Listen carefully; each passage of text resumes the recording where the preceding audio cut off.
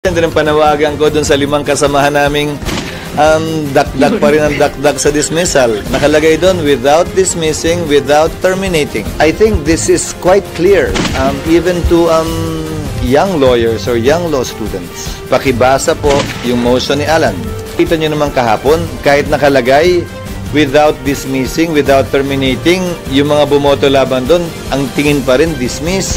So kung ang tingin naman sa kabila ay hindi, again, hindi makokontrol ng presiding officer yung pananaw ng bawat isa. Ano ba yung explanation ng boto nyo? Ba't bumoto kayo in favor din sa motion to remand o to return? Pinapaliwanag ko na ilang ulit.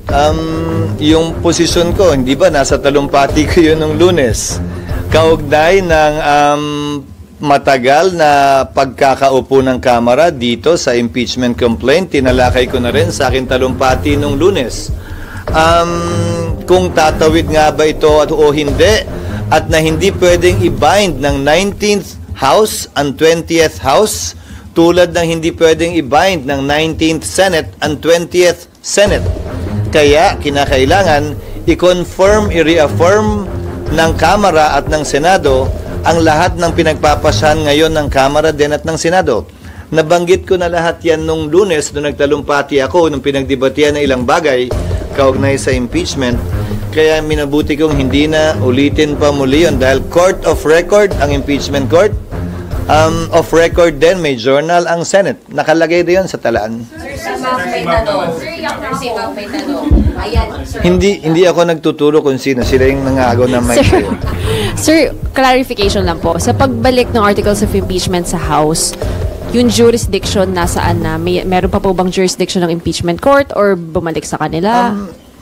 Walang nagsabing na wala ng jurisdiction. Pakibasa po yung motion ni Alan.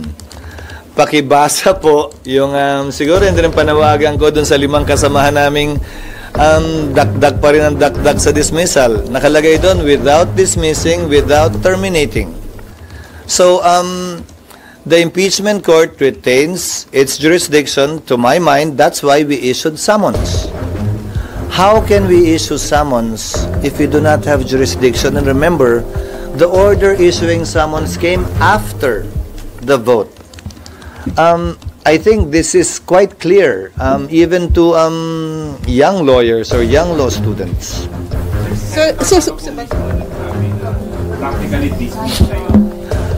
Ulitin ko, kada individual na miyembro, nakita nyo naman kahapon, kahit nakalagay, without dismissing, without terminating, yung mga bumoto laban doon, ang tingin pa rin dismiss.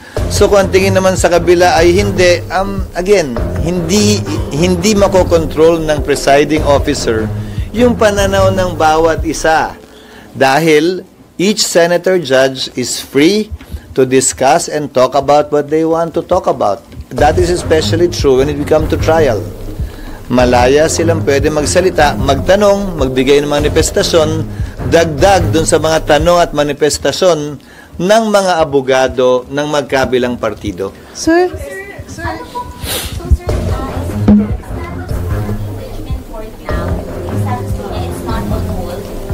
It has been constituted and convened.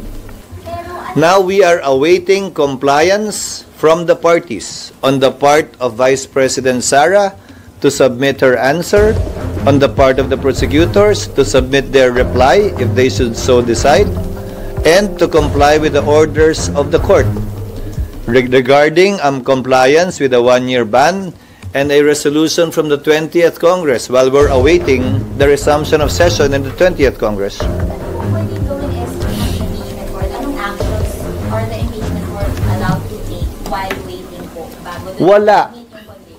Wala.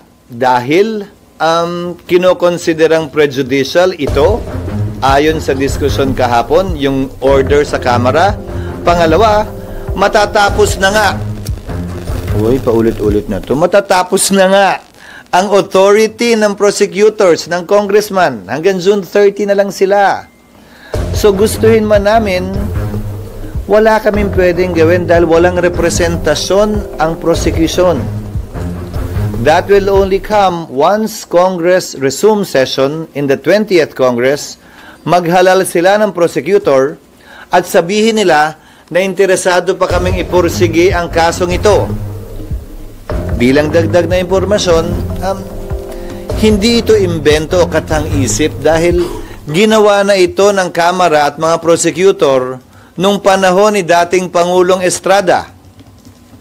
Dahil natanggal na siya dahil sa EDSA sa pamamagitan ng di umano constructive dismissal, kung naalala nyo, hindi na sila nagpakita sa Senado at ayaw na nila ipursige ang kaso. So siguro, parehong kongreso yun ha. So siguro naman, may basehan at karapatan ng Senado. Tanungin ang papasok na kongreso. Gusto pa ba nyo at interesado pa ba kayo? Dahil yung gumawa nito ay yung nagdaang kongreso. And again, the 19th House cannot bind the 20th House. Sir,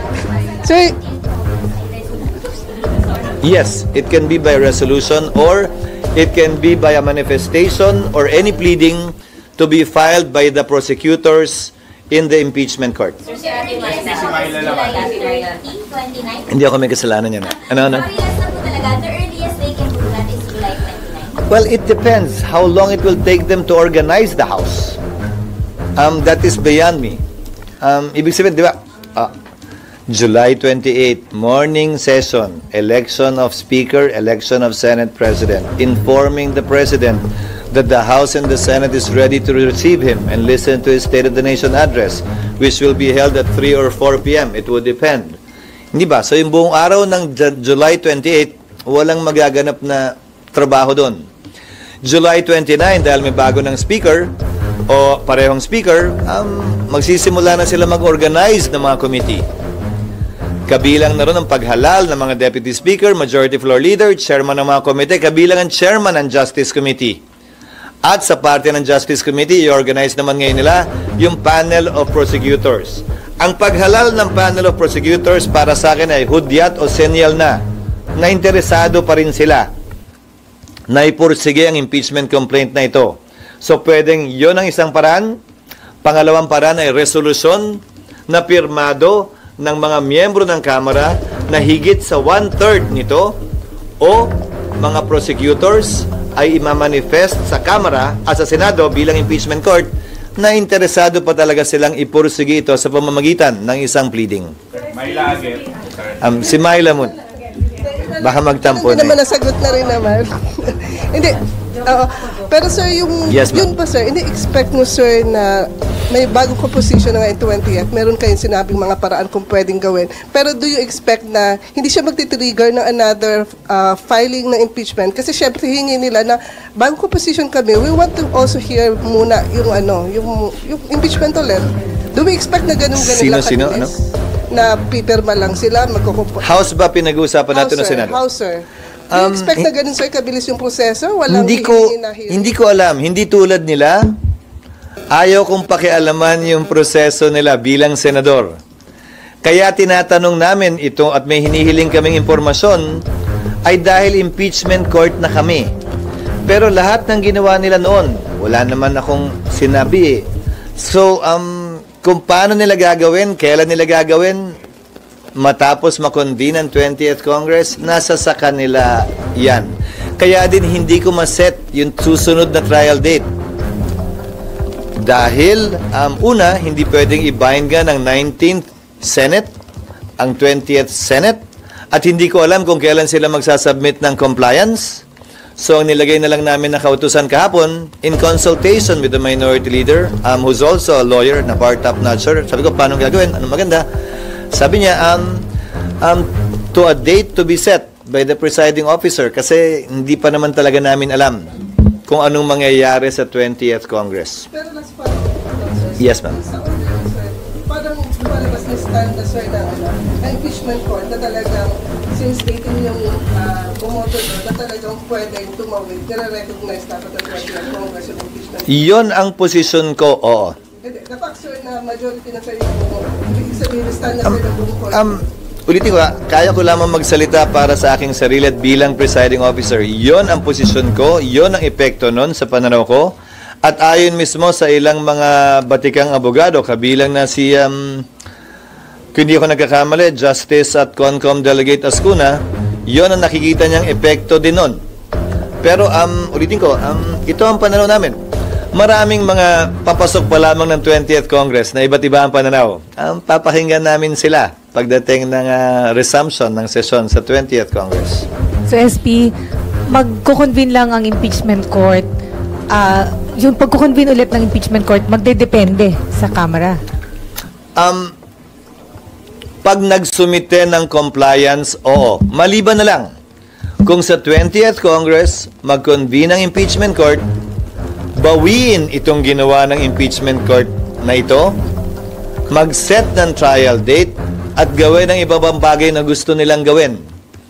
Kaya ginawang presiding officer will set, kasi kung isa-set lang naman yung date matapos nilang magsumite ng compliance, hindi na kailangan mag-convene at mag-robe. Presiding officer na lang, based on consultation, iset yung date, kasi wala namang gagawin eh. Wala nang change costume, di ba? Isa-set na lang dapat ng presiding officer. Yun yung logic sa likod ng ang presiding officer ang magse-set.